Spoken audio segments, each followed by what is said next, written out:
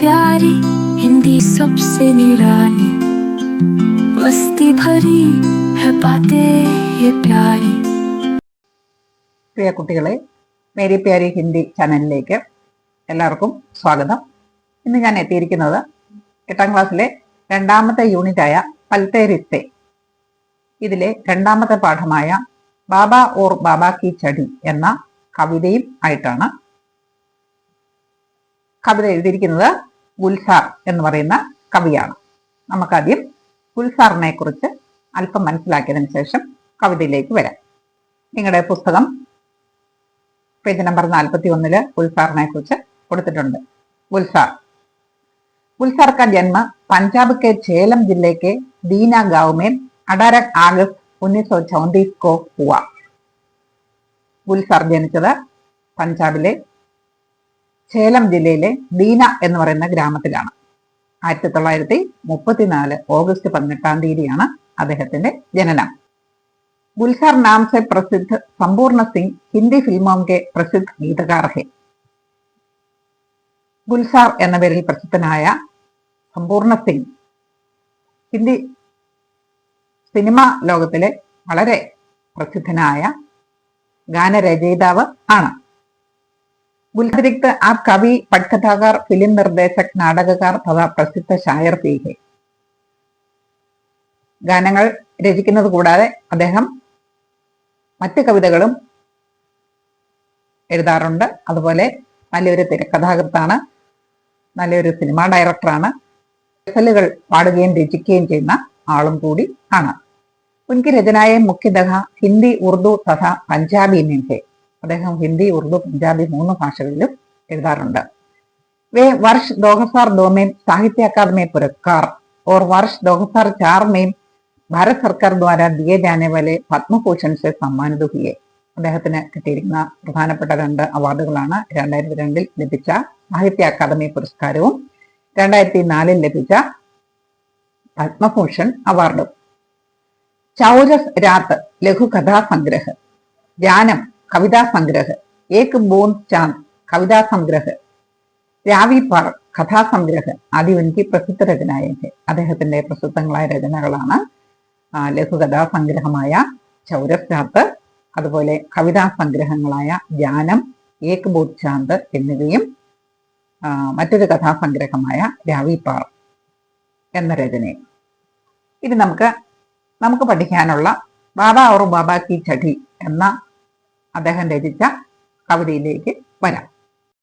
പ്രിയ കുട്ടികളെ, ബാബ എന്ന വാക്കിന്റെ അർത്ഥം നമ്മൾ സാധാരണഗതിയിൽ വൃദ്ധരായവരെ സൂചിപ്പിക്കുന്നതാണ്. നമ്മുടെ നാട്ടിലൊക്കെ അപ്പച്ച എന്നൊക്കെ വിളിക്കില്ലേ, ആ ഒരു അർത്ഥമാണ് ബാബ എന്ന വാക്കിന് ഹിന്ദി ഭാഷയിൽ ഉപയോഗിക്കുന്നത്.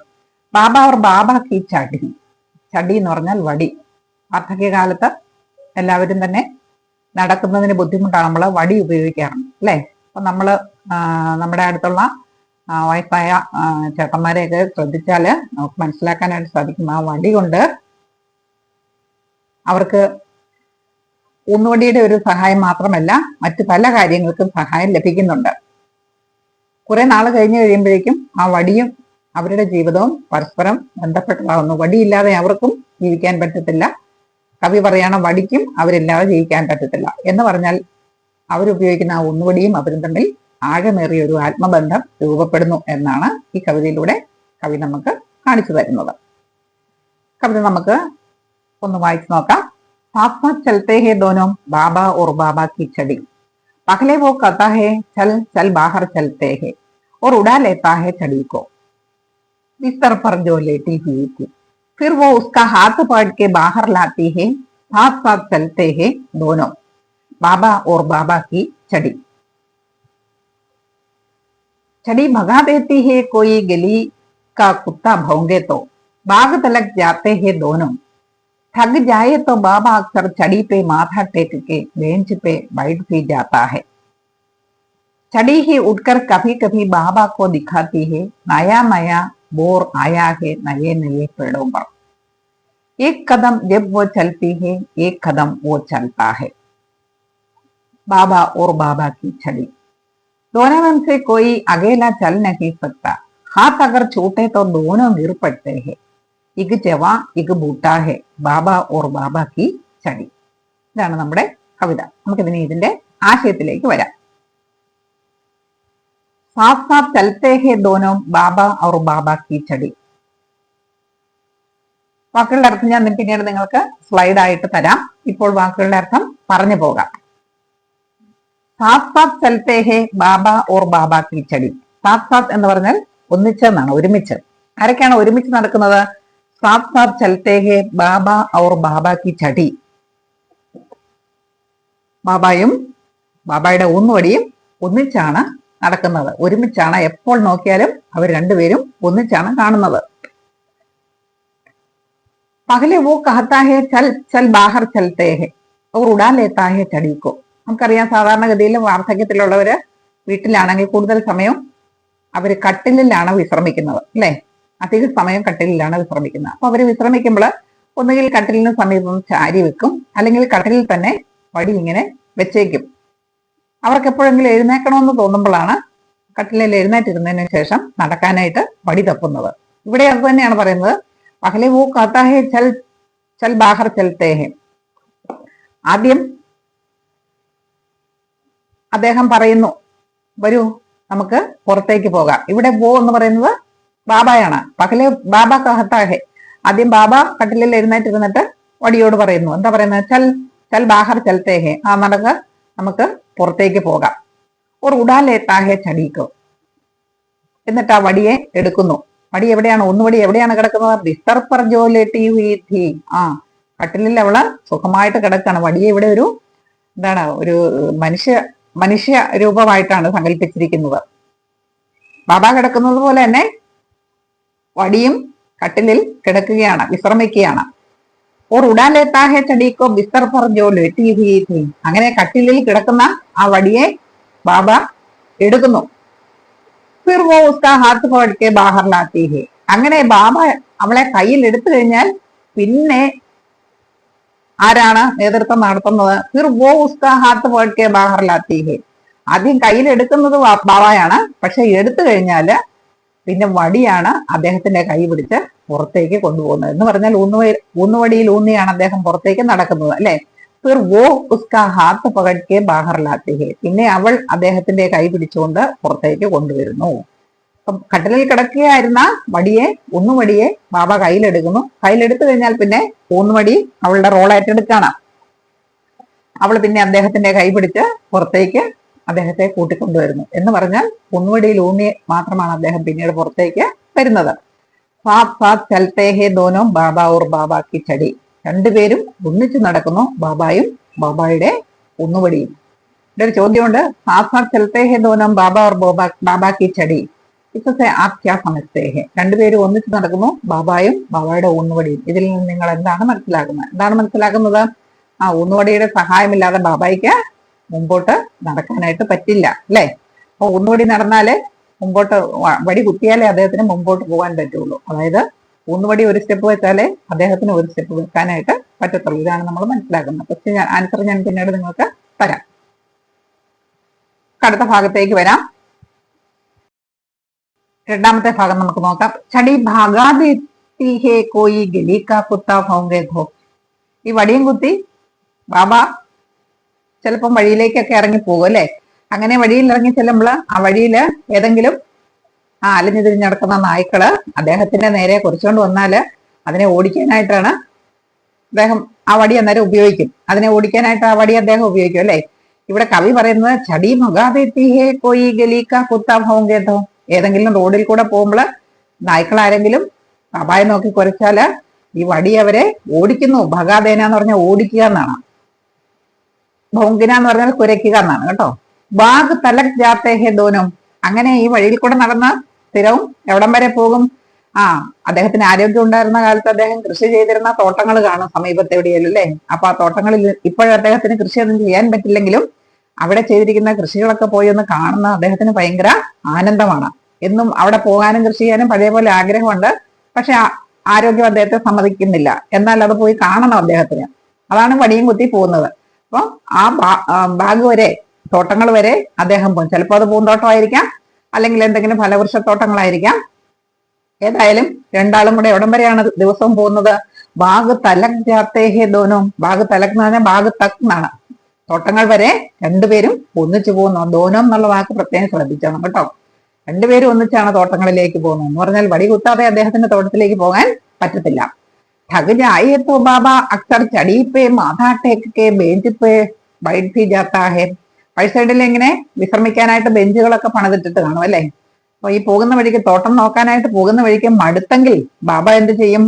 ठग जाए तो, ക്ഷണിച്ചാൽ ബാബ അക്സർ, ബാബ സ്ഥിരമായിട്ട് പതിവായിട്ട് ചെയ്യുന്ന ഒരു കാര്യമുണ്ട്. എന്താണ്? ചടി പേ മാഥാ ടെക് കെ ബെഞ്ച് പേ ബൈഠ് ഭി ജാത്താ ഹെ. ആ വടിയില് നെറ്റിത്തട ഊന്നിക്കൊണ്ട് ആ ബെഞ്ചിൽ ഒരു ഇരിപ്പുണ്ട്. നിങ്ങളുടെ പുസ്തകത്തില് അങ്ങനെ ഒരു ചിത്രം കൊടുത്തിട്ടുണ്ട്. നോക്കൂ, ഈ ചിത്രം കണ്ടോ? ആ, നെറ്റിത്തടം വടിയിൽ ഊന്നിക്കൊണ്ട് മടുത്തിട്ട് ഇരിക്കുന്ന കണ്ടോ ബെഞ്ചിൽ? ഈ ചിത്രമാണ് ബാക്കി രൂപത്തിൽ അല്ലെ കവിതയായിട്ട് കവി നമുക്ക് അവിടെ തന്നിരിക്കുന്നത്.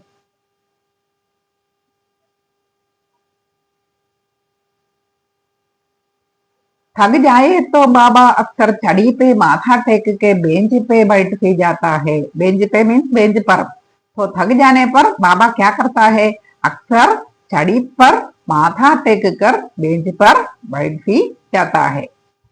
चढ़ी ही उठकर कभी कभी बाबा को दिखाती है नया नया जो बोर आया है नए नए पेड़ों पर. അങ്ങനെ ഇരുന്നും മടുപ്പ് മാറിക്കഴിയുമ്പോൾ അദ്ദേഹം സാധാരണഗതിയിൽ എന്താ ചെയ്യുന്നത്? നമ്മളെ വയസ്സായവരെ നിരീക്ഷിച്ചാൽ അറിയാം. ആ ഇരിക്കുന്നിടത്ത് ഇരുന്നുകൊണ്ട് സമീപത്തുള്ള മരങ്ങളിലേക്ക്, പ്രത്യേകിച്ച് ഫലവൃക്ഷങ്ങളിലേക്കൊക്കെ നോക്കും അല്ലെ. അവിടെ എന്താണ് മാറ്റങ്ങൾ ഉണ്ടാകുന്നത്? മാവ് പൂത്തിട്ടുണ്ടോ, അല്ലെങ്കിൽ ചക്ക കായ്ക്കാൻ തുടങ്ങിയോ, അല്ലെങ്കിൽ മറ്റു ഫലവൃക്ഷങ്ങളാണെങ്കിൽ അതിന്റെ പൂക്കളൊക്കെ ആയോ കായ്കളായോ എന്ന് നോക്കും അല്ലെ. അപ്പൊ ഇവിടെ അത് തന്നെയാണ് പറയുന്നത്. ചടീഹി ഉട്കർ കഭി കഭി ബാബാക്കോ ദിഖാത്തീഹെ. അങ്ങനെ ഇരിക്കുമ്പോൾ ഈ വടി ഉയരങ്ങളിലേക്ക് ഉയരും. അതായത് വടി ചൂണ്ടിയാണ് സാധാരണഗതിയില് വയസ്സായവര് ഈ മരങ്ങളിലെ മാറ്റങ്ങൾ ശ്രദ്ധിക്കുന്നത്. പൂവായിട്ടുണ്ടോ, അതായത് കൃത്യം കണ്ണിന് കാഴ്ച കുറവുണ്ടല്ലോ. അപ്പൊ അവർ ഈ വടി ചൂണ്ടുന്ന പോയിന്റിലേക്ക് തന്നെ നോക്കുമ്പോൾ അവർക്ക് കൂടുതൽ വ്യക്തത വരും. വടി ചൂണ്ടുമ്പോഴാണ് കൂടുതൽ ആ പോയിന്റ് ആയിട്ട് അവർക്ക് കാണാനായിട്ട് സാധിക്കുന്നത്. അങ്ങനെ ഇരുന്ന് വടി കൊണ്ട് ചൂണ്ടി പല കാര്യങ്ങളും അവർ കാണാറുണ്ട്. അതിനെയാണ് കവി ഇവിടെ ഉദ്ദേശിക്കുന്നത്.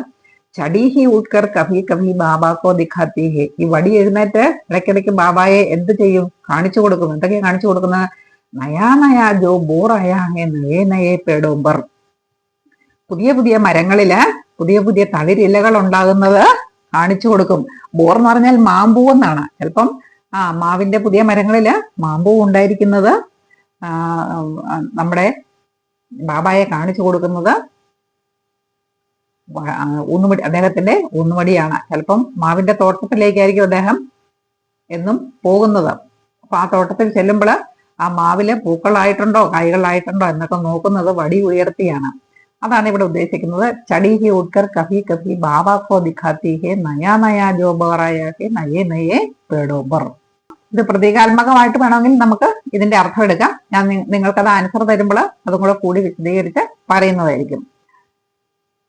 एक कदम जब वो चलती है एक कदम वो चलता है ബാബാ और ബോബ की छड़ी. ഒരു സ്റ്റെപ്പ് അവൾ നടക്കുന്നു, ഒരു സ്റ്റെപ്പ് അദ്ദേഹം നടക്കുന്നു. एक कदम वो चलती है, ഒരു സ്റ്റെപ്പ് അവൾ നടക്കുന്നു. ഇവിടെ അവൾ എന്ന് പറയുന്നത് ബാബാക്കി ചടിയാണ്. അതായത് വടി ഒരു സ്റ്റെപ്പ് മുന്നോട്ട് കുത്തിയതിന് ശേഷമാണ് പിന്നെ ആ ബാബ മുന്നോട്ട് അല്പം നടക്കുന്നത്. നമ്മൾ വടി കുത്തി നടക്കുന്നവരെ ശ്രദ്ധിച്ചറിയല്ലേ. വടിയാണ് ആദ്യം കുത്തുന്നത്. വടി കുത്തിയതിന് ശേഷം ആ വടിയിൽ ബലമൂന്നിയാണ് അവർ മുമ്പോട്ട് നടക്കുന്നത്. അതാണ് ഇവിടെ ഉദ്ദേശിക്കുന്നത്. ഏക് ഖദം ജബ് വോ ചൽത്തി ഹെ ഏക് ഖദം വോ ചൽത്താ ഹെ. ഒരു സ്റ്റെപ്പ് അവളും മുമ്പോട്ട് പോകുമ്പോൾ ഒരു സ്റ്റെപ്പ് അദ്ദേഹവും മുമ്പോട്ട് പോകുന്നു. ബാബ ഓർ ബാബാക്കി ചടി, ബാബായും ബാബായുടെ ഒന്നുവടിയും. ദോനോ മേം സെ കോയി അകേലാ ചൽ നഹീ സക്ത. രണ്ടുപേരിൽ ആർക്കും ഒറ്റയ്ക്ക് നടക്കാൻ പറ്റില്ല. ശരിയല്ലേ? ബാബായ്ക്ക് ഒറ്റയ്ക്ക് നടക്കാൻ പറ്റത്തില്ല, വടിക്കും ഒറ്റയ്ക്ക് നടക്കാൻ പറ്റത്തില്ല അല്ലെ. ഒന്നുവടിക്ക് ഒറ്റയ്ക്ക് നടക്കാൻ പറ്റുമോ? ഇല്ലല്ലോ. ദോനോ മേം സെ കോയി അകേലാ ചൽ നഹീ സക്ത. രണ്ടുപേരിൽ ആർക്കും ഒറ്റയ്ക്ക് നടക്കാൻ പറ്റില്ല. ഹാത്ത് അഗർ ചൂട്ടേത്തോ ദോനോ ഗിർപത്തെ ഹേ. ആ വടി കയ്യിൽ പിടിക്കുമ്പോൾ കൈയുടെ പിടി അല്പം തെറ്റിപ്പോയാൽ എന്ത് സംഭവിക്കും? വടിയും താഴെ പോകും, ബാബായും താഴെ വരും അല്ലെ. ഹാത്ത് അഗർ ചൂട്ടേത്തോ. ഹാത്ത് ചൂട്ടിനെന്ന് പറഞ്ഞാൽ കൈ പിടിക്കുന്നത് മാറിപ്പോവുക എന്നാണ്. കൈ പിടിക്കുന്നത് അല്പം മാറിപ്പോയാൽ എന്ത് സംഭവിക്കും? ദോനോ ഗിർപത്തെ ഹേ. രണ്ടുപേരും താഴെ വീഴും, വടിയും താഴെ വീഴും, ഒപ്പം വടിയില്ലാതെ ബാബായും താഴെ വീഴും. ഇഗ് ജവാൻ ഇഗ് ബൂട്ടാഹെ. ഒരാളാണെങ്കിൽ യുവാവാണ്, വടിയെയാണ് ഇവിടെ യുവാവായിട്ട് സങ്കല്പിച്ചിരിക്കുന്നത്. ഇഗ് ബൂട്ടാഹെ, ഒരാള് വൃദ്ധനുമാണ്. ബാബ ഓർ ബാബ കി ചടി, ബാബായും ബാബായുടെ ഊന്നുവടിയും. ഇവിടെ ജവാം ജവാം എന്ന് പറയുന്ന ജവാൻ, യുവാവ്. യുവാവ് എന്ന് പറയുന്ന ആരാണ്? ബാബ കി ചടിയാണ് അല്ലെ. ബൂട്ട എന്ന് പറയുന്ന ആരാണ്? വൃദ്ധൻ എന്ന് പറയുന്ന ആരാണ്? ബാബായാണ്. വളരെ മനോഹരമായ ഒരു കവിതയാണ്. വൃദ്ധാവസ്ഥയില് ഊന്നുവടിയായിട്ട് എത്രമാത്രം ആത്മബന്ധമാണ് വയസ്സായവർ സൂക്ഷിക്കുന്നതെന്ന് വളരെ ഭംഗിയായ രീതിയിൽ കവി നമുക്ക് വരച്ചു കാണിച്ച് തന്നിരിക്കുകയാണ്. നമുക്കിനി ഇതിന്റെ ക്വസ്റ്റ്യൻ ആൻസർ ഉൾപ്പെടെയാണ് ഞാൻ ഈ വീഡിയോ ചെയ്തിരിക്കുന്നത്. നിങ്ങൾക്ക് പരീക്ഷ എടുത്തിരിക്കുന്നതിനാൽ അതിന്റെ ക്വസ്റ്റ്യൻ ആൻസറിലേക്കും കൂടെ വരാം. ഏതാനും വാക്കുകളൂടെ ഞാൻ നിങ്ങൾക്ക് തന്നിട്ടുണ്ട്. നിങ്ങളുടെ പുസ്തകത്തിലുണ്ടെങ്കിലും ഇംഗ്ലീഷിലും കൂടെ കൂട്ടി തന്നിരിക്കുകയാണ്. ചടി വോക്കിംഗ് സ്റ്റിക്ക്, ഒന്നുവടി. ഓ ഈ ഷീറ്റ്, അവൻ അവൾ അത്. ബിസ്തർ ബെഡ്, കിടക്ക അല്ലെങ്കിൽ കട്ടിൽ. കെലി സ്ട്രീറ്റ്, തെരു അല്ലെങ്കിൽ വഴി. ഭൂങ്കന കുരയ്ക്കുക, ടു ബാർക്ക്. ബാഗ് ഗാർഡൻ, പൂന്തോട്ടം. ബാഗ് തക് അപ് ടു ദ ഗാർഡൻ, പൂന്തോട്ടം വരെ. അക്സർ ഓഫൺ, മിക്കവാറും, പതിവായി. കദം സ്റ്റെപ്പ്, ചുവട് അല്ലെങ്കിൽ കാൽപാദം. അകേല എലോൺ, ഒറ്റയ്ക്ക്, തനിച്ചാകുക.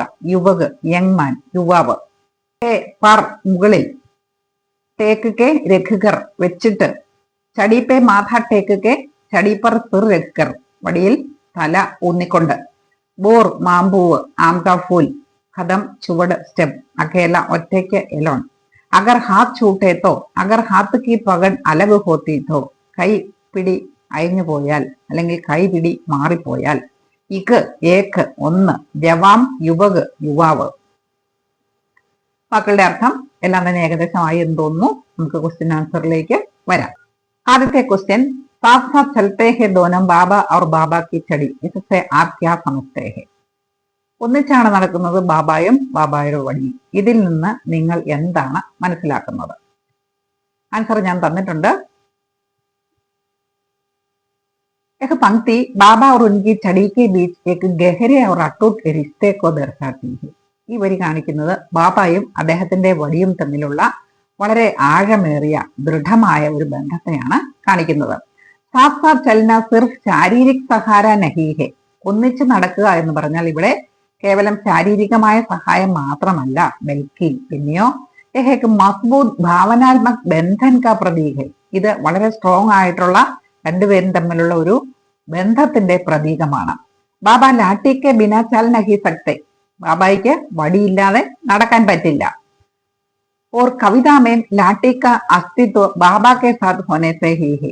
കവിതയിലും പറയുന്ന എന്താണ്? ലാട്ടി അല്ലെങ്കിൽ വടിയുടെ അസ്തിത്വവും ബാബ ഉണ്ടെങ്കിൽ മാത്രമേ ഉള്ളൂ അല്ലെ. വൃദ്ധരായവർ മാത്രമാണ് വടി ഉപയോഗിക്കുന്നത്, അല്ലാത്തവർക്ക് വടിയുടെ ആവശ്യമില്ല. അപ്പം ബാബ ഉണ്ടെങ്കിലേ വടിക്കും നിലനിൽപ്പുള്ളൂ. Is തരഹേ പങ്ക്തി ബതാത്തി he Ki way ദോനും Ek ദൂസരെ K ബിനാ അധൂരേ ഹെ. ചുരുക്കി പറഞ്ഞാൽ ഈ വരികൾ പറയുന്നത് അവര് രണ്ടുപേരും പരസ്പരം ഇല്ലാതെ അപൂർണരാണ്. അതാണ് സാത്ത് സാത്ത് ചലത്തെ ഹെ എന്ന് പറയുന്നതിന്റെ അർത്ഥം. രണ്ടുപേർക്കും പരസ്പരം സഹായമില്ലാതെ ഒറ്റയ്ക്ക് പറ്റില്ല, ഒറ്റയ്ക്ക് നിലനിൽപ്പില്ല. അതാണ് ഇതിന്റെ അർത്ഥം. ഇനി രണ്ടാമത്തെ ചോദ്യം, നയാ നയാ ജോ ബോർ ആയാ ഹെ നയേ നയേ പേടോമ്പർ, ഇസ്കാ താല്പര്യം ക്യാ ഹെ. പുതിയ പുതിയ മാമ്പൂവുകള് പുതിയ പുതിയ മരങ്ങളിൽ വരുന്നു. ഇതിന്റെ താല്പര്യം എന്താണ്? ഇവിടെ ബോർ എന്നുള്ള മാമ്പൂ എന്ന അർത്ഥം തന്നെ എടുക്കണ്ട, പൊതുവിൽ പൂക്കൾ എന്നർത്ഥം തന്നെ എടുത്താൽ മതി. ആശയം, इस पंक्ति का तात्पर्य है कि बाबा की लाठी एक देखभाल करने वाले साथी की तरह काम करती है, जो उन्हें मार्गदर्शन देती है और अपने आसपास की प्रकृति की सुंदरता की ओर उनका ध्यान खींचती है. എന്താണ് ഈ വരി കൊണ്ട് ഉദ്ദേശിക്കുന്നത്? ഇസ് പങ്ക്തി കാ താല്പര്യ है कि ഈ വരി കൊണ്ട് ഉദ്ദേശിക്കുന്ന ഇതാണ്, ബാബാ की लाठी एक देखभाल करने वाले साथी की तरह काम करती है. ബാബായുടെ ഒന്നുവടി ബാബായെ സംരക്ഷിക്കുന്ന ഒരു സംരക്ഷകനെ പോലെ, ഒരു കൂട്ടുകാരനെ പോലെയാണ് ജോലി ചെയ്യുന്നത്. ജോ ഉനെ മാർഗദർശൻ ദേത്തി ഹെ. അത് അദ്ദേഹത്തിന് വഴി കാണിച്ചു കൊടുക്കുന്നു. और अपने आसपास की प्रकृति की सुंदरता की ओर उनका ध्यान खींचती है. എന്ന് മാത്രമല്ല തന്റെ ചുറ്റുമുള്ള പ്രകൃതി സൗന്ദര്യത്തിലേക്കും അദ്ദേഹത്തിന്റെ ശ്രദ്ധ ആകർഷിക്കുന്നു. നയാ നയാ ജോ ബോർ ആയാ ഹെ നയേ നയേ പേടോമ്പർ വാക്യാംശ് ജീവൻ കി നവീനത അവർ താസകി കാ പ്രദേശ് ഹെ. പുതിയ പുതിയ പൂക്കൾ വരുന്നു പുതിയ പുതിയ വൃക്ഷങ്ങളിൽ. ഈ വാക്യത്തിന്റെ അർത്ഥം എന്താണ്? ജീവിതത്തിന്റെ പുതുമയും അല്ലെങ്കിൽ അതിന്റെ ഫ്രഷ്നെസ് ഇതിന്റെ പ്രതീകമാണ് ഈ ഒരു വാക്യം. ജിസെ ബാബ അപ്പനി ബുഢാപ്പയ്ക്ക് ബാബജൂദ് അനുഭവ കർപ്പാത്തേഹെ. വയസ്സായ അവസ്ഥയാണ്, അദ്ദേഹത്തിന് വൃദ്ധനാണ്, എങ്കിൽ പോലും ജീവിതത്തിന്റെ പുതുമകൾ അദ്ദേഹം ആസ്വദിക്കുന്നു. എങ്ങനെയാണ്? വടിയുടെ സഹായത്തോടെ പുറം ലോകത്തിലേക്ക് ഇറങ്ങിച്ചെന്ന് അത് കണ്ടു മനസ്സിലാക്കിയാണ് ഈ ജീവിതത്തിന്റെ പുതുമകൾ അദ്ദേഹം ആസ്വദിക്കുന്നത്. ലാഠി കേവൽ ഏക് ഓസാർ നഹി ഹെ. ലാഠി വെറും ഒരു ഉപകരണം മാത്രമല്ല, ഏക് ദോസ്ത് ഹെ, അതൊരു സുഹൃത്ത് പോലെയാണ്. जो उन्हें दुनिया से फिर से जुड़ने और पेड़ों पर लगे बोर जैसी साधारण खुशियों की सराहना करने में मदद करती है. ഈ ദോസ്ത്, ഈ സുഹൃത്ത് എന്താണ് ചെയ്യുന്നത്? ഉന്നെ ദുനിയാസെ ഫിർസെ ജുടനെ, അദ്ദേഹത്തെ ലോകത്തോട് വീണ്ടും ചേർക്കുന്നു. എന്ന് പറഞ്ഞാൽ വയസ്സായതോടുകൂടി അദ്ദേഹത്തിന് ഒരു അല്പം ഉൾവലിച്ചിലുണ്ടായിരുന്നു അല്ലെ. പഴയതുപോലെ ആരോഗ്യമില്ലാത്തതുകൊണ്ട് പുറത്തേക്ക് ഇറങ്ങാനും ആൾക്കാരുമായിട്ട് മിങ്കിൾ ചെയ്യാനും ഒക്കെ അദ്ദേഹത്തിന് ബുദ്ധിമുട്ടുണ്ടായിരുന്നു. പക്ഷെ ഈ വടിയുടെ സഹായത്തോടെ അദ്ദേഹം വീണ്ടും പുറത്തേക്ക് നടക്കാൻ തുടങ്ങുമ്പോൾ ലോകവുമായിട്ട് അദ്ദേഹത്തിന് വീണ്ടും ബന്ധപ്പെടാനായിട്ട് സാധിക്കുന്നു. ഓർ പേടോംബറിലൊക്കെ ബോർ ജയിച്ച് സാധാരണ കുശിയോഞ്ചി സരാഹന കർണയമേ മദത് കർത്തേഹെ. അതുപോലെ വൃക്ഷങ്ങളിൽ ഉണ്ടാകുന്ന പുതിയ പൂക്കൾ, അതുപോലെയുള്ള സന്തോഷങ്ങൾ അദ്ദേഹത്തിന് കാണാനായിട്ട് ഈ വടി അദ്ദേഹത്തെ സഹായിക്കുന്നു. ജിനെ സായത് അന്യത അൻദേഖാകർത്തേഹെ. ഒരുപക്ഷെ ഈ വടിയുടെ സഹായമില്ലെങ്കിൽ ഈ മരങ്ങളിൽ ഉണ്ടാകുന്ന പുതിയ പൂക്കൾ, അത് കാണുന്നത് പോലെയുള്ള സന്തോഷം, അങ്ങനെയുള്ള കാര്യങ്ങളൊക്കെ ഒരുപക്ഷെ അദ്ദേഹത്തിന് അന്യമായിരുന്നേനെ. കാരണം പുറത്തേക്ക് പോകാൻ സാധിക്കില്ലല്ലോ സഹായമില്ലാതെ. അപ്പൊ അദ്ദേഹം ഒരുപക്ഷെ അതൊന്നും കാണാനായിട്ട് അദ്ദേഹത്തിന് സാധിക്കില്ലായിരുന്നു എന്നാണ് കവി പറയുന്നത്. വളരെ ഗഹനമായ അർത്ഥമാണ് ഈ ഒരു വരിക്ക് ഉള്ളത്. ബാബ ഓർ ബാബാ കി ചടി ദോനോ മേം സെ കോയി അകേല ചൽ നഹി സക്ത ക്യോ. ബാബായ്ക്കും ബാബായുടെ വടിക്കും രണ്ടുപേരിൽ ആർക്കും ഒറ്റയ്ക്ക് നടക്കാനായിട്ട് പറ്റില്ല. എന്തുകൊണ്ടാണ് ഇങ്ങനെ പറയുന്നത്? बाबा और उनकी छड़ी दोनों अकेले चल नहीं सकते क्योंकि वे एक दूसरे पर पूरी तरह निर्भर है. ബാബായ്ക്കും ബാബായുടെ ഊന്നുവടിക്കും ഒറ്റയ്ക്ക് നടക്കാൻ പറ്റില്ല. കാരണം അവർ പരസ്പരം പൂർണ്ണമായ രീതിയിൽ ആശ്രയിച്ചിരിക്കുന്നു. ബാബ ബൂട്ടെ ഹോനയ്ക്ക് കാരണം ശാരീരിക രൂപത്തെ കംസോർ ഹെ. ബാബ വൃദ്ധനായിരിക്കുന്നത് കാരണം ശാരീരികമായ രൂപത്തിൽ അവശനാണ്. അവർ ഉന്നെ സഹായിക്കിരിയെ ചടിക്ക് ആവശ്യകത ഹെ. അദ്ദേഹത്തിന് സഹായത്തിന് വേണ്ടി ഈ വടിയുടെ ആവശ്യമുണ്ട്. വകീം അതേ സ്ഥാനത്ത് തന്നെ छड़ी का अस्तित्व और उनका चलना बाबा के हाथ में से ही संभव है. ചടിയുടെ അസ്തിത്വവും അതിന്റെ ചലനവും ബാബായുടെ കൈകൊണ്ട് തന്നെയാണ് സംഭവിക്കുന്നത്. इस तरह उनका रिश्ता एक आपसी और भावनात्मक बंधन को दर्शाता है. ഇങ്ങനെ നോക്കുമ്പോൾ അവരുടെ ബന്ധം പരസ്പരം വളരെ ഭാവനാത്മകമായ ഒരു ബന്ധം ആണ് നമ്മെ കാണിച്ചു തരുന്നത്. യഹാം ഏക് കെ ബിനാ ദൂസര അധൂര ഹെ. ആ ബന്ധത്തിന്റെ അർത്ഥം എന്താണ്? ഇവിടെ ഒന്നില്ലാതെ മറ്റൊരാൾ അപൂർണമാണ്. ഇതാണ് ആ ബന്ധത്തിന്റെ രഹസ്യം. ഇനി നമുക്ക് പുസ്തകത്തിലെ മറ്റു ചോദ്യങ്ങളിലേക്ക് വരാം. ആകെ ബാബ और छड़ी दोनों आपसी संबंध की सूचना देने वाली पंक्तियां कविता से चुनकर लिखे. बाबा और छड़ी दोनों के आपसी संबंध की सूचना देने वाली पंक्तियां कविता से चुनकर लिखे. ബാബായും അദ്ദേഹത്തിന്റെ ഊന്നോടിയും തമ്മിലുള്ള പരസ്പര ബന്ധത്തെ സൂചിപ്പിക്കുന്ന വരികൾ കവിതയിൽ നിന്ന് തെരഞ്ഞെടുത്ത് എഴുതുക. ഒരെണ്ണം തന്നിട്ടുണ്ട്. സാഫ് സാഫ് ചലത്തെ ഹേ ദോനോം. ഒന്നിച്ച് രണ്ടുപേരും നടക്കുന്നു. പഠിപ്പിച്ചപ്പോൾ ഞാൻ പറഞ്ഞായിരുന്നു ഈ ദോനോം എന്നുള്ള വാക്ക് ശ്രദ്ധിക്കണം അല്ലേ. അതായത് രണ്ടുപേരും തമ്മിലുള്ള ബന്ധത്തെ സൂചിപ്പിക്കാനായിട്ടാണ് കവി ദോനോം എന്ന വാക്ക് ഇടയ്ക്കിടയ്ക്ക് ആവർത്തിച്ചിരിക്കുന്നത്. ഞാൻ അതിന്റെ ആൻസർ നിങ്ങൾക്കായിട്ട് തന്നിട്ടുണ്ട്. ബാഗ് തലക് ജാത്തേ ഹേ ദോനോ. കണ്ടോ ഇവിടെ ദോനോ എന്നുള്ള വാക്ക് വന്നേ. പൂന്തോട്ടം വരെ രണ്ടുപേരും പോകുന്നു. ബാഗ് തക് ജാത്തേ ഹേ ദോനോം. അഗർ ഹാത്ത് ചൂട്ടേ തോ ദോനോം ഗിർപെട്ടേ ഹേ. കൈ പിടിക്കുന്നത് തെറ്റിപ്പോയാൽ ദോനോം ഗിർപെട്ടേ ഹേ. രണ്ടുപേരും വീഴുന്നു. ഈ വരിയിലും ദോനോം എന്നുണ്ട് അല്ലെ. അടുത്തത് ദോനോം എംസെ കോയി അകേല ചൽ നഹി സക്ത. രണ്ടുപേരിൽ ആർക്കും ഒറ്റയ്ക്ക് നടക്കാൻ പറ്റില്ല. ഈ മൂന്ന് വരികളിലും ദോനോം എന്ന വാക്ക് നിങ്ങൾ കണ്ടോ? അതായത് ബാബായും ബാബായുടെ വടിയും തമ്മിലുള്ള അഭേദ്യമായ ബന്ധത്തെ കാണിക്കുന്നതിനാണ് ഈ മൂന്ന് വരികള് കവി എടുത്ത് ഉപയോഗിച്ചിരിക്കുന്നത്. ചോദ്യം, ഏ ആശയവാലി പങ്ക്തിയാം പഹചാൻകർ ലിഖേ. ഈ ആശയമുള്ള വരികൾ തെരഞ്ഞെടുത്ത് എഴുതുക. ചടി ബാബാക്കോ ഗിർനെ സെ ബജാത്തി ഹെ. വടി ബാബായെ വീഴുന്നതിൽ നിന്ന് തടയുന്നു.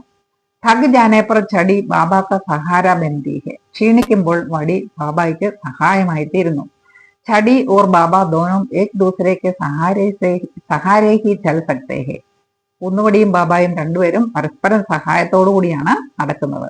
ഈ ആശയമുള്ള വരികള് കവിതയിൽ നിന്ന് എടുത്ത് എഴുതാനാണ് നിങ്ങളോട് പറഞ്ഞിരിക്കുന്നത്. ഞാൻ നിങ്ങൾക്കായി ആൻസർ തയ്യാറാക്കിയിട്ടുണ്ട്. फिर वो उसका हाथ पकड़ के बाहर लाती है. ഇതാണ് ആദ്യത്തേത് അല്ലെ. ചോദ്യം എന്തായിരുന്നു? ചടി ബാബാക്കോ ഗിർനെ സെ ബജാത്തി ഹെ. വടി ബാബായെ വീഴുന്നതിൽ നിന്ന് തടയുന്നത്. എങ്ങനെയാ തടയുന്നത്? ഫിർ വോ ഉസ്കാ ഹാത്ത് പകട് കെ ബാഹർ ലാത്തി ഹെ. പിന്നെ അവൾ അദ്ദേഹത്തിന്റെ കൈ പിടിച്ചുകൊണ്ടാണ് പുറത്തേക്ക് കൊണ്ടുവരുന്നത് അല്ലെ. അപ്പൊ കൈ പിടിച്ചുകൊണ്ട് വന്നാൽ വീഴുന്നതിൽ നിന്ന് തടയുമല്ലേ. ആ വരിയാണ് ഇവിടെ കൊടുത്തിരിക്കുന്നത്. ഇനി രണ്ടാമത്തെ ആശയം നോക്കിയും थक जाने पर छड़ी बाबा का सहारा बनती है. ക്ഷീണിക്കുമ്പോൾ വടി ബാബായ്ക്ക് സഹായമായി തീരുന്നു. ആൻസർ നോക്കി. थक जाए तो बाबा अक्सर छड़ी पे माथा टेक के बेंच पे बैठ भी जाता है. ക്ഷീണിച്ചു കഴിയുമ്പോൾ ബാബ എപ്പോഴും എന്താ ചെയ്യുന്നത്? വടിയിൽ നെറ്റിത്തടം ഊന്നിക്കൊണ്ട് ബെഞ്ചിൽ ഇരിക്കുന്നു. ചിത്രം നമ്മൾ കണ്ടതല്ലേ. ഇനി മൂന്നാമത്തേത്. छड़ी और बाबा दोनों एक दूसरे के सहारे से ही चल सकते हैं. ഊന്നുവടിക്കും ബാബായും രണ്ടുപേരും പരസ്പര സഹായത്തോടു കൂടിയാണ് നടക്കുന്നത്. അതിന്റെ വരി ഏതാണ്? दोनों में से कोई अकेला चल नहीं सकता, अगर हाथ छूटे तो दोनों गिर सकते हैं. രണ്ടുപേരിൽ ആർക്കും ഒറ്റയ്ക്ക് നടക്കാൻ പറ്റുന്നില്ല. കൈ തെറ്റിപ്പോയാൽ, കൈ പിടിക്കുന്നത് തെറ്റിപ്പോയാൽ രണ്ടുപേരും താഴെ വീഴുന്നു. അപ്പൊ മൂന്ന് ആശയങ്ങൾക്കും ഉള്ള വരികള് ഇവിടെ തന്നിട്ടുണ്ട്.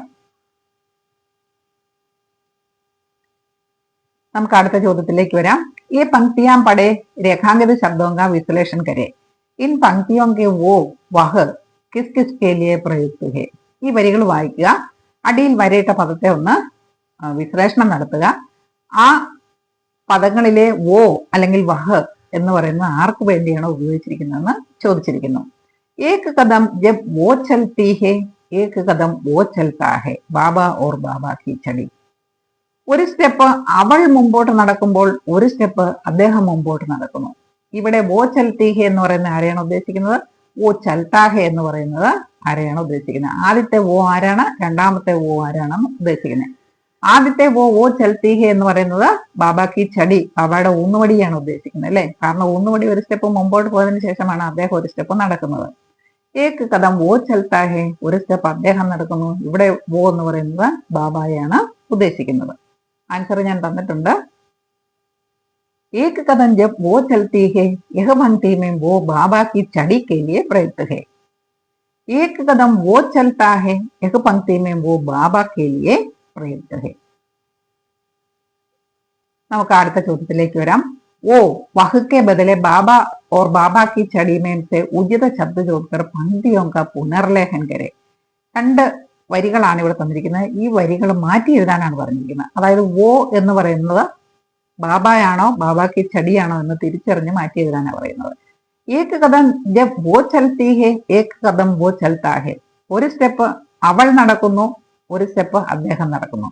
ഇവിടെ ആദ്യത്തെ അവൾ എന്ന് പറയുന്നത് ബാബാക്ക് ചടിയാണ് അല്ലെ. അപ്പൊ മാറ്റി എഴുതുമ്പോ എങ്ങനെ പറയും? ഏക് കദം ജബ് ബാബാക്ക് ചടി ചൽത്തി ഹെ, ഏക് കദം ബാബ ചൽത്താ ഹെ. ഇങ്ങനെയാണ് മാറ്റി എഴുതേണ്ടത് അല്ലെ. ഉത്തരം ഞാൻ നിങ്ങൾക്കായിട്ട് തന്നിട്ടുണ്ട്. एक कदम जब बाबा की छड़ी चलती है, एक कदम बाबा चलता है. അടുത്ത ചോദ്യത്തിലേക്ക് വരാം. പങ്ക്തിയാം പടേ സൂചനയ്ക്ക് അനുസാർ ലിഖേ. ഈ വരികൾ വായിക്കുക, സൂചനയിലുള്ളതുപോലെ എഴുതുക. എന്താണ് വരികള്? പഹലെ വോ കഥാ ഹെ ചൽ ചൽ ബാഹർ ചലത്തെ ഹെ और उड़ा लेता है छड़ी को, बिस्तर पर जो लेटी हुई थी फिर वो उसका हाथ पकड़ के बाहर लाती है. ആശയം കണ്ടതാണ്. ആദ്യത്തെ വരികളാണ് അല്ലെ. ആദ്യം അദ്ദേഹം പറയുന്നു എഴുന്നേക്ക്, നമുക്ക് പുറത്തേക്ക് പോകാം. പിന്നെ അദ്ദേഹം വടിയെ കയ്യിലെടുക്കുന്നു. അവള് സുഖമായിട്ട് ബെഡിൽ കിടക്കുകയായിരുന്നു അല്ലെ. പിന്നെ അവൾ എന്ത് ചെയ്യുന്നു? അദ്ദേഹത്തിന്റെ കൈ പിടിച്ച് പുറത്തേക്ക് കൂട്ടിക്കൊണ്ടുപോകുന്നു. പഹലി പങ്ക്തി കാ വോ കിസ്കെ ലിയെ പ്രയുക്ത കിയാ ഗയാ ഹെ. ആദ്യത്തെ വരികളിലെ വോ ആർക്ക് വേണ്ടിയാണ് ഇവിടെ ഉപയോഗിച്ചിരിക്കുന്നത്? തീർച്ചയായിട്ടും ബാബായ്ക്ക് വേണ്ടിയാണ് അല്ലെ. ബാബായാണ് ആദ്യം എഴുന്നേറ്റ് ഇരുന്നിട്ട് വടിയോട് പറയുന്നത് വരൂ നമുക്ക് പുറത്തേക്ക് പോകാമെന്ന്. അപ്പൊ ആദ്യത്തെ വരികളിലെ വോ ബാബായ്ക്ക് വേണ്ടിയിട്ടാണ്. അന്തിം പങ്ക്തി കാ വോ കിസ്കെ ലിയെ പ്രയുക്ത കിയാ ഗയാ ഹെ. അവസാനത്തെ വരിയിലെ വോ ആർക്ക് വേണ്ടി പ്രയോഗിച്ചിരിക്കുന്നു? ഫിർ വോ ഉസ്കാ ഹാത്ത് പകഡ് ബാഹർ ലാത്തി ഹെ. പിന്നെ അവൾ അദ്ദേഹത്തിന്റെ കൈ പിടിച്ചുകൊണ്ട് പുറത്തേക്ക് വരുന്നു. ഇവിടെ വോ എന്ന് പറയുന്നത് ബാബാക്ക് ചടിയാണ്, ബാബായുടെ ഊന്നുവടിയാണ് ഉദ്ദേശിക്കുന്നത്. ഉത്തരം ഞാൻ നിങ്ങൾക്കായിട്ട് തന്നിട്ടുണ്ട്. പഹലി പങ്ക്തി കാ വോ ബാബാ കെ ലിയെ പ്രയുക്ത കിയാ ഹെ, अंतिम पंक्ति का वो बाबा की छड़ी के लिए प्रयुक्त किया गया है.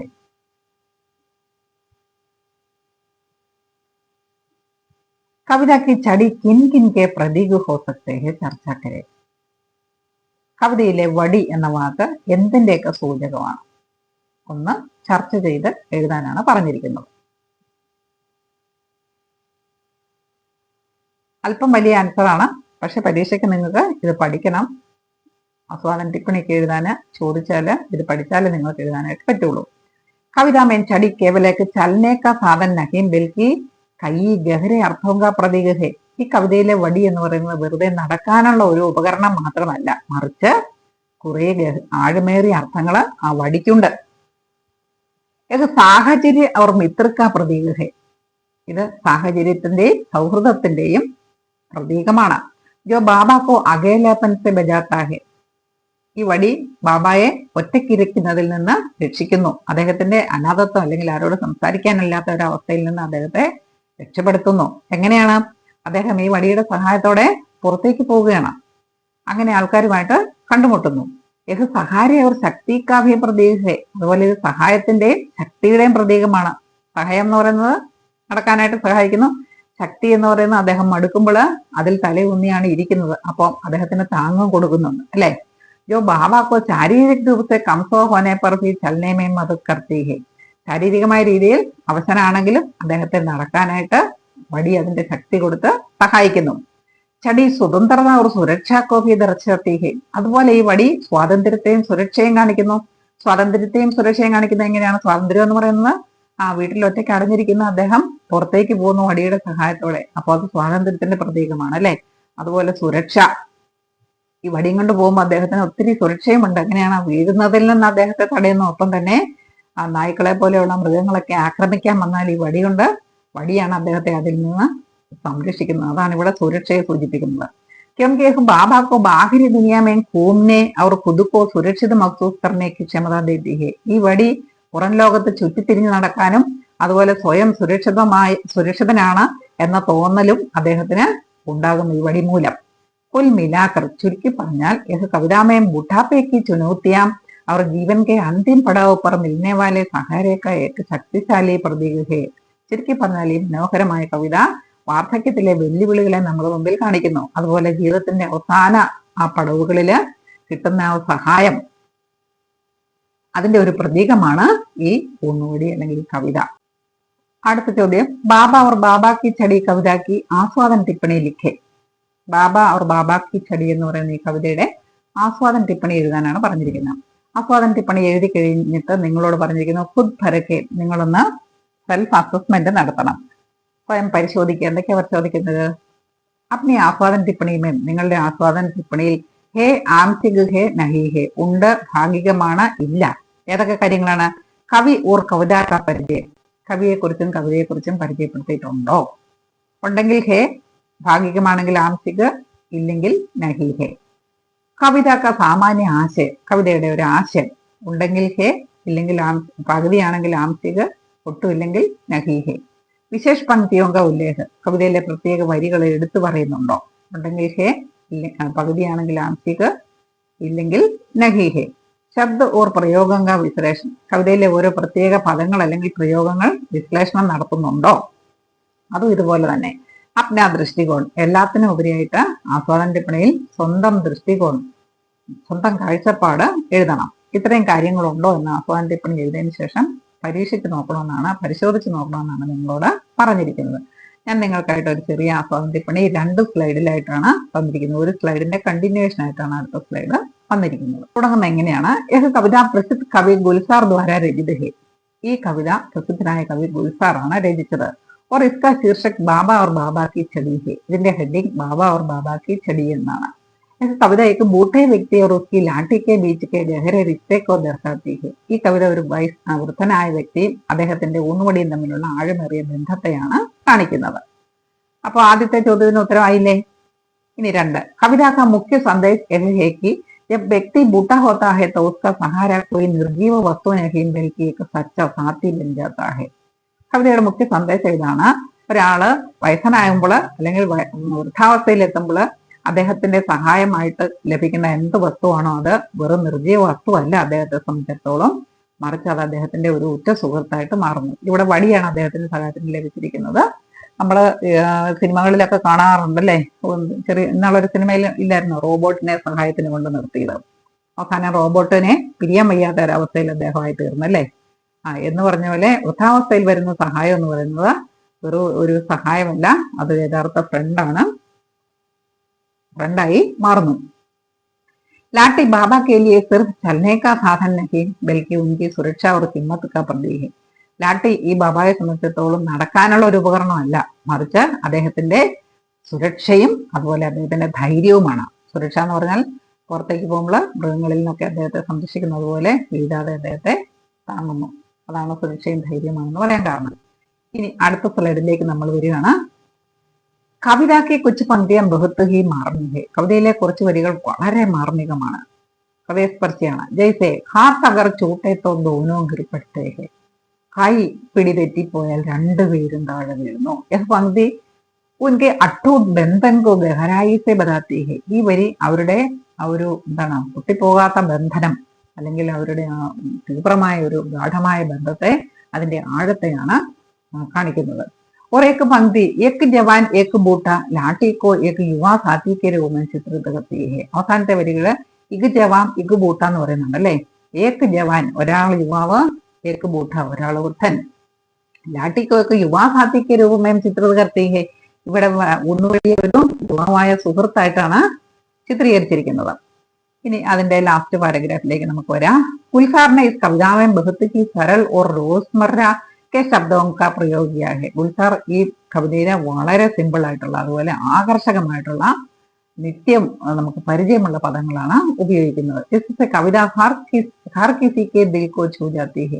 അതുകൊണ്ട് തന്നെ ഈ കവിത എല്ലാവരുടെ ഹൃദയത്തെ സ്പർശിക്കുന്നു. ഉടനെ ലാട്ടിക്ക മാനവീകരൻ കിയാ ഹെ. ഇവിടെ അദ്ദേഹം ലാട്ടിയെ ഒരു മനുഷ്യന്റെ രൂപം നൽകിയിരിക്കുകയാണ്. നമ്മൾ കണ്ടു അല്ലെ, കട്ടിലിൽ കിടക്കുന്നു എന്ന് പറഞ്ഞു. അതാണ് മാനവീകരൻ എന്നുള്ളതിന് തെളിവ്. ഉസേക്ക് സജീവ സാധിക്ക രൂപമേം പ്രസ്തുതിയാഹെ. അതിനെ ഒരു സജീവനായ ജീവനുള്ള ഒരു സുഹൃത്തിനെ പോലെയാണ് കവി ഇവിടെ അവതരിപ്പിച്ചിരിക്കുന്നത്. ഇതാണ് ആസ്വാദനപ്പണി. വളരെ സിമ്പിൾ ആയിട്ടാണ് ഞാൻ തന്നിരിക്കുന്നത്, നിങ്ങൾക്ക് പഠിക്കാൻ വളരെ ഈസി ആയിട്ട് തന്നിരിക്കുന്നു. ഇനി കവിതയെക്കുറിച്ചുള്ള നമ്മുടെ കാഴ്ചപ്പാടും കൂടെ അതിലേക്ക് കൂട്ടിച്ചേർത്തിട്ടുണ്ട് കേട്ടോ. യഹ് കവിത മുझे बहुत पसंद आई. ഈ കവിത എനിക്ക് വളരെ ഇഷ്ടപ്പെട്ടു. क्योंकि यह बूढ़ापे की सच्चाई और साधारण लाठी के महत्व को बहुत खूबसूरती से दर्शाती है. ഇത് വാർദ്ധക്യത്തിലെ യാഥാർത്ഥ്യം അതുപോലെ ഒരു സാധാരണ വടിയുടെ മഹത്വം, ഇത് രണ്ടും വളരെ മനോഹരമായിട്ട് ഈ കവിതയിൽ വരച്ചു കാണിച്ചിരിക്കുന്നു. ഇത് हमें सिखाती है कि सच्चा साथ केवल इंसानों से ही नहीं मिलता बल्कि किसी भी वस्तु से जुड़ाव हमें भावनात्मक रूप से सहारा दे सकता है. ഈ കവിതയിൽ നമുക്ക് മനസ്സിലാകുന്ന ഒരു കാര്യം എന്താണ്? സച്ചാ സാത്ത് കേവൽ ഇൻസാനാംസേ ഹി നഹി മിൽത്ത.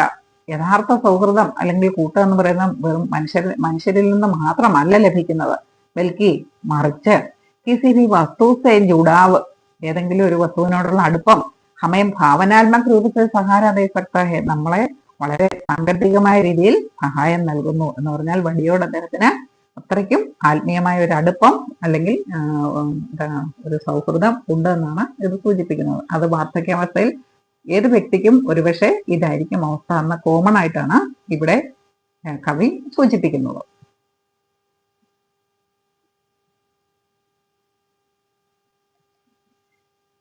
ഇനി അനുബന്ധകാരിയായിട്ട് കുറച്ച് കാര്യങ്ങൾ വന്നിട്ടുണ്ട്. എന്തൊക്കെയാണ്?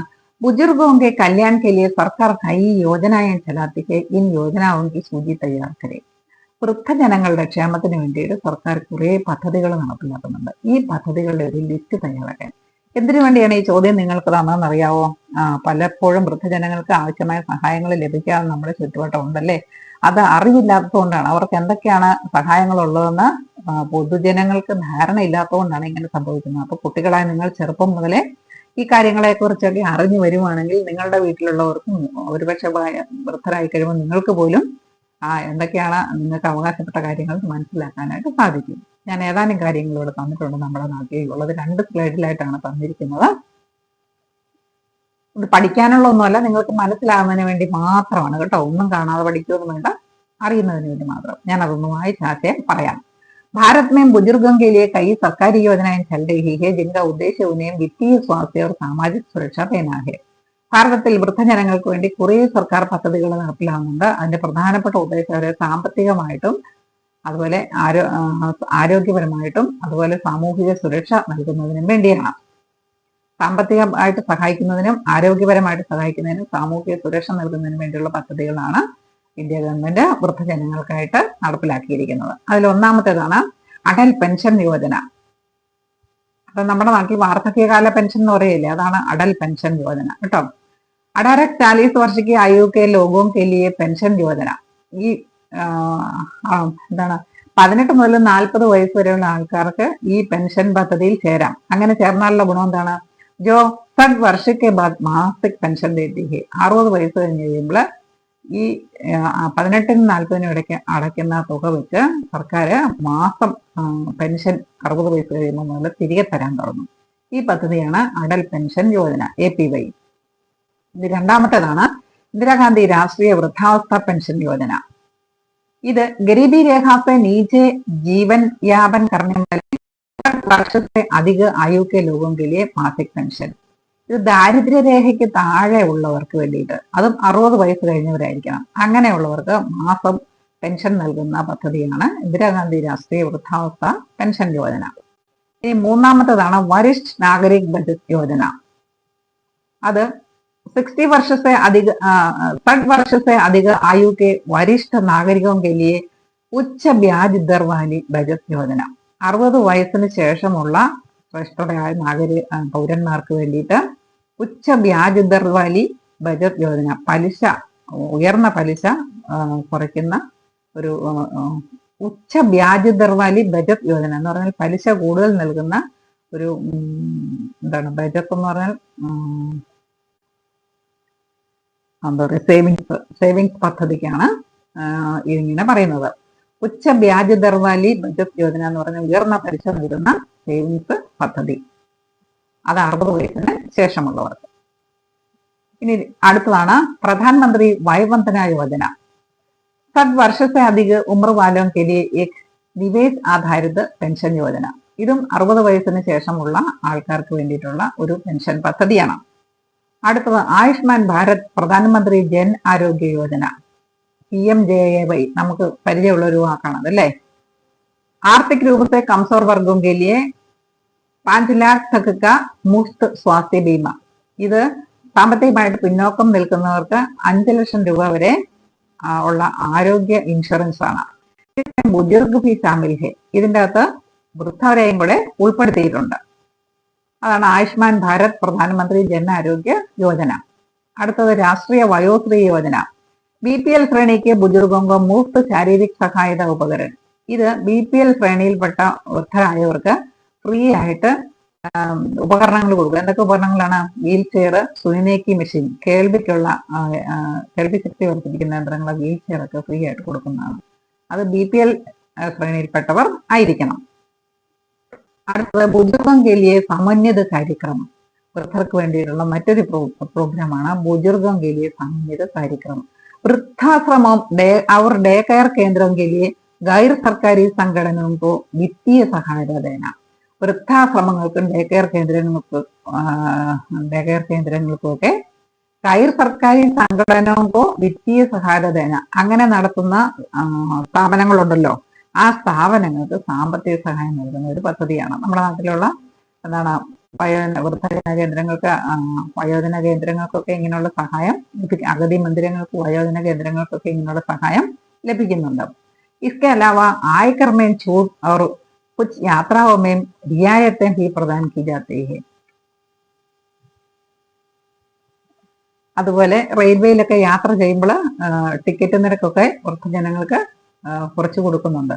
അതിന്റെ ഏജ് ലിമിറ്റ് ഞാൻ ഓർക്കുന്നില്ല, എങ്കിലും കുറച്ച് കൊടുക്കുന്നുണ്ട്. അതുപോലെ വരുമാന നികുതി, ഇൻകം ടാക്സ് കൊടുക്കുന്നതിൽ കിഴിവുണ്ട് വൃദ്ധരായവർക്ക്.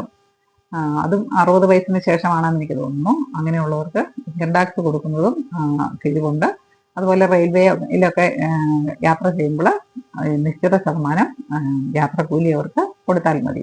ഇങ്ങനെ ഒത്തിരി കാര്യങ്ങൾ വൃദ്ധരായവർക്ക് വേണ്ടി നമ്മുടെ നാട്ടിലുണ്ട്. പക്ഷെ ഇതിനെക്കുറിച്ചും നമുക്കാർക്കും അറിവില്ല എന്നുള്ളതാണ്.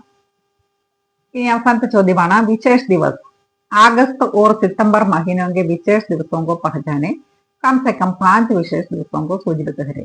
ഓഗസ്റ്റിലെയും സെപ്റ്റംബറിലെയും വിശേഷ ദിവസങ്ങളെ നിങ്ങൾ മനസ്സിലാക്കുക. കുറഞ്ഞത് 5 വിശേഷ ദിവസങ്ങളെ നിങ്ങളൊന്ന് ലിസ്റ്റ് ചെയ്യുക. ഞാനിവിടെ 3 തന്നിട്ടുള്ളൂ. ഓഗസ്റ്റിൽ നമുക്കെല്ലാം അറിയാവുന്നതാണ് അല്ലേ? ഓഗസ്റ്റ് 15 സ്വാതന്ത്ര്യ ദിനം. 15 अगस्त स्वतंत्रता दिवस.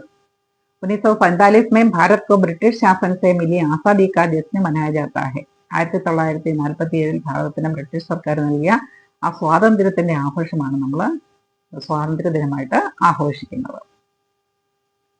ഞാനൊരു പോസ്റ്റർ രൂപത്തിലാണ് തന്നിരിക്കുന്നത്. നിങ്ങൾക്ക് പരീക്ഷയ്ക്ക് പോസ്റ്ററാണ് ചോദിക്കുന്നതെങ്കിൽ ഇങ്ങനെ പോസ്റ്ററായിട്ടും ഉപയോഗിക്കാൻ വേണ്ടിയാണ് ഇങ്ങനെ തന്നത്.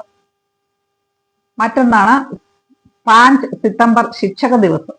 നമുക്ക് എല്ലാവർക്കും പരിചയമുള്ളതാണ്. അധ്യാപക ദിനം അല്ലെ? ശിക്ഷക ദിവസം എന്ന് പറഞ്ഞാൽ അധ്യാപക ദിനം. അധ്യാപക ദിനം ആരുടെ ഓർമ്മയ്ക്കാണ് നടത്തുന്നത്? शिक्षक दिवस हमें उन गुरुओं के प्रति कृतज्ञता व्यक्त करने का अवसर देता है जो हमारे जीवन को ज्ञान के प्रकाश से भर देते हैं.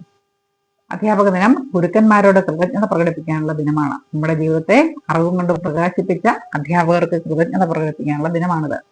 यह दिन डॉक्टर सर्वेपल्ली राधाकृष्णन के सम्मान में मनाया जाता है. ഈ ദിവസം ഡോക്ടർ സർവേപ്പള്ളി രാധാകൃഷ്ണനെ ഓടുള്ള ആദരസൂചകമായിട്ടാണ് ആഘോഷിക്കപ്പെടുന്നത്.